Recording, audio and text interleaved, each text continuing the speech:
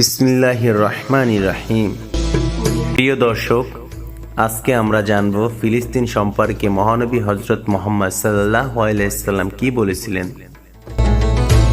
হাদিসে এসেছে, রাসূল সাল্লাল্লাহু আলাইহি সাল্লাম বলেন, তুমি যদি কোনো ভূখণ্ড বেছে নিতে চাও তবে শাম, বর্তমান সিয়েরা লেবানন, জর্ডান ও ফিলিস্তিনকে বেছে নিও, কারণ তা আল্লাহর এক নির্বাচিত স্থান।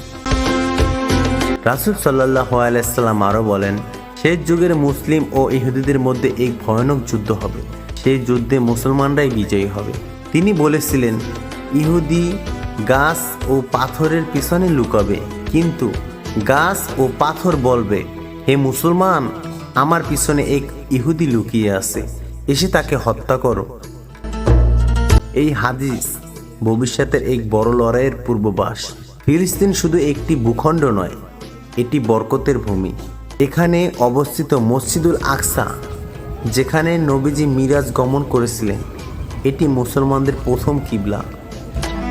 প্রিয় ভাই ও বোনেরা, ফিলিস্তিনের প্রতি আমাদের দায়িত্ব শুধু অনুভূতির মধ্যে সীমাবদ্ধতা নয়, বরং দোয়া, সাহায্য এবং সঠিক তথ্য ছড়িয়ে দেওয়া এটি আমাদের আমানত। আসুন আমরা ফিলিস্তিনের মানুষের জন্য দোয়া করি, আল্লাহ যেন তাদের বিজয় ও শান্তি দান করুন। আমিন।